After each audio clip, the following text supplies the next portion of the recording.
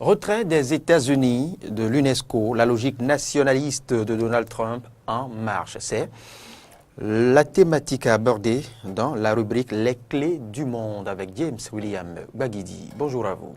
Bonjour Loris et bonjour à tous nos amis téléspectateurs et auditeurs. James William Baguidi, on attendait le président américain dans les prochains jours sur le dossier du nucléaire iranien au point d'oublier que Donald Trump avait promis depuis plusieurs mois de réexaminer les relations de son pays avec l'UNESCO. C'est désormais chose faite, avec un tonitruant retrait depuis hier. Première question, pourquoi Donald Trump, James William Baguidi, pourquoi Donald Trump a-t-il décidé de retirer les États-Unis de l'UNESCO ?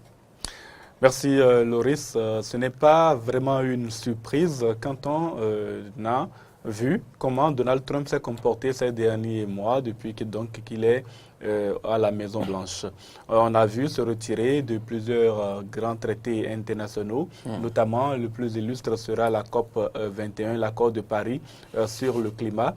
Et on s'attendait, comme vous l'avez dit, dans cette dynamique, à ce que l'unilatéralisme américain commence à prendre le dessus dans la politique extérieure des États-Unis d'Amérique. Pour ce qui concerne donc l'UNESCO, c'est un choix qui pouvait être prévisible. C'est simplement, vous l'avez également précisé, parce que ces derniers jours, on parle beaucoup plus du nucléaire iranien que l'on n'a pas vu venir la décision de Donald Trump de quitter le processus de l'UNESCO, tout simplement. Il était attendu de Donald Trump donc de réexaminer les rapports entre l'institution et les États-Unis d'Amérique. Vous savez, même Barack Obama, qui est un champion du multilatéralisme, avait déjà couper les vivres à l'UNESCO en 2011. La raison en est que, en cette année-là, l'UNESCO a choisi, à l'occasion d'un vote, d'intégrer l'État, du moins le territoire de Palestine, comme un membre à part entière, comme si la Palestine était déjà un État véritablement indépendant, ce qui n'est pas le cas à l'heure actuelle, puisque les éléments constitutifs scientifiques connus de l'État ne sont pas réellement tous reconnu pour l'État de Palestine. Et donc, quand l'UNESCO a accepté la Palestine il y a quelques années, cela avait déjà provoqué la colère des États-Unis, principal soutien de l'État d'Israël et bien sûr de l'État d'Israël lui-même. À l'occasion du vote, la quasi-totalité, je dirais pratiquement 80%, vous voyez sur cette carte, tous les pays en couleur verte ont voté en faveur de la Palestine pour son adhésion à l'ONU. Il y avait certains pays qui n'ont pas participé, ceux qui sont en gris, ceux qui sont en bleu ont voté abstention et ceux qui sont en rouge ont voté contre. Canada, États-Unis, Suède, Australie, à peine une dizaine de pays avec l'Allemagne et la République tchèque ont voté contre cette adhésion, tandis que la quasi-totalité de l'Afrique, la quasi-totalité de l'Amérique latine et une très très grande partie, la quasi-totalité de l'Asie aussi, ont voté en faveur de cette adhésion. Et cela a vraiment provoqué la colère des États-Unis qui estiment que la Palestine n'étant pas un État, elle n'a pas le droit de siéger au sein de l'UNESCO. Et en même temps, Donald Trump reproche aujourd'hui également à l'UNESCO d'être une institution budgétivore et mal gérée. Il est contre tout ce qu'il y a comme bureaucratie. Il a déjà dit à l'occasion du dernier sommet de l'Organisation des Nations Unies, donc de l'Assemblée générale des Nations Unies, il y a quelques semaines seulement à New York. Il a eu le temps de le dire avant, notamment concernant donc l'UNESCO. Oui. Il l'a répété hier quand il a annoncé le retrait des États-Unis de l'UNESCO. L'UNESCO est une institution budgétivore et qui, au-delà de tout ce que lui reproche Donald Trump, ce dernier ajoute que c'est une institution qui est contre les intérêts de l'État d'Israël et qui vote pratiquement systématiquement contre l'État d'Israël, notamment une décision qui a été de transformer la ville de Hébron, une ville de Palestine, des territoires palestiniens, en un patrimoine mondial de l'humanité. Ça également n'a pas plu du tout aux Israéliens. Et le lobby juif a dû intervenir, a dû agir pour que les États-Unis prennent une telle décision. Alors, James, quelles seront maintenant les conséquences de ce retrait des États-Unis sur l'UNESCO ? Alors, certains ont pensé dès le retrait que voilà encore des vivres qui vont manquer au niveau de la culture, de l'éducation. Mais les États-Unis ont déjà coupé les vivres à l'UNESCO depuis 2011. Et il faut également noter que les États-Unis sont restés en dehors de l'UNESCO entre 1984 et 2003, ce qui fait quand même beaucoup, 19 années consécutives pendant lesquelles l'UNESCO n'a pas bénéficié de la présence des États-Unis, mais l'UNESCO travaille beaucoup à la réalisation des objectifs du développement durable. Et c'est justement dans ce domaine-là qu'on va constater le recul. Parce qu'au-delà de l'argent que les États-Unis devraient injecter, puisqu'ils ne participent plus, ils ont perdu également leur droit de vote en 2013, ils ne participent plus donc à leur cotisation.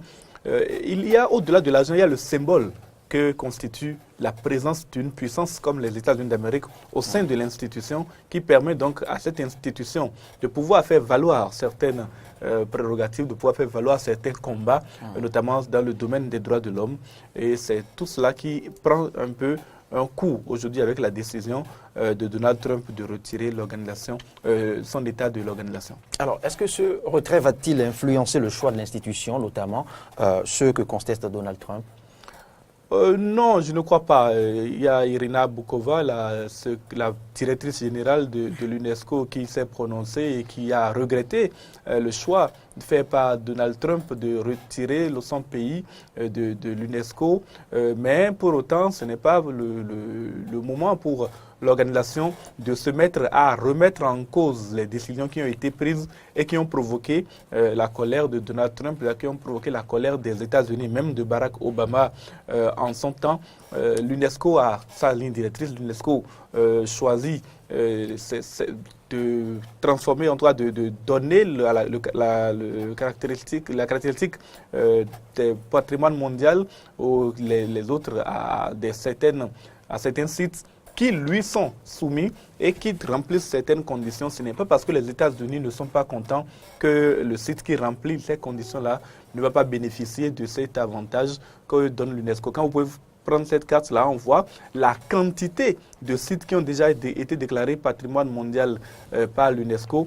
Il y aura également au niveau de territoires palestiniens, il y en a d'autres qui sont soumis aujourd'hui à l'UNESCO et il se peut que ces sites-là soient déclarés également, chaque site soit déclaré patrimoine mondial par l'UNESCO et ça, ce n'est pas au niveau des États-Unis que cela va se décider. D'autant mieux qu'aujourd'hui, les États-Unis qui ont perdu leur droit de vote en 2013 parce qu'ils ne payaient plus leur cotisation sont désormais hors de l'organisation, presque hors de l'organisation parce qu'il faut le signaler, ils conservent un droit, un siège en tant que pays membre observateur.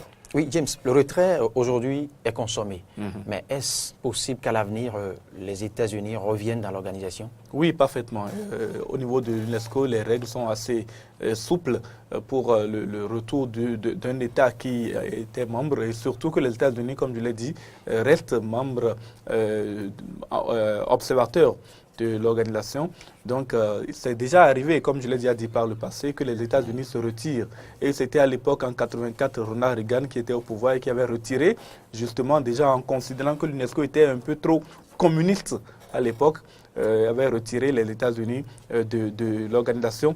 C'est George Walker Bush qui, en 2003, a fait revenir les États-Unis au sein de l'organisation en payant les arrérages qui étaient dus. Et puis, maintenant, avec ce nouveau retrait, les États-Unis vont certainement peut-être revoir leur position dans quelques années si un président plus multilatéraliste revient au pouvoir ou même si Donald Trump estime que l'UNESCO remplit désormais les conditions pour bénéficier à nouveau de la présence des États-Unis. Donc, c'est un retour qui est très possible et qui est même envisageable dans les années à venir. Alors, mais pourquoi conserver un statut d'observateur?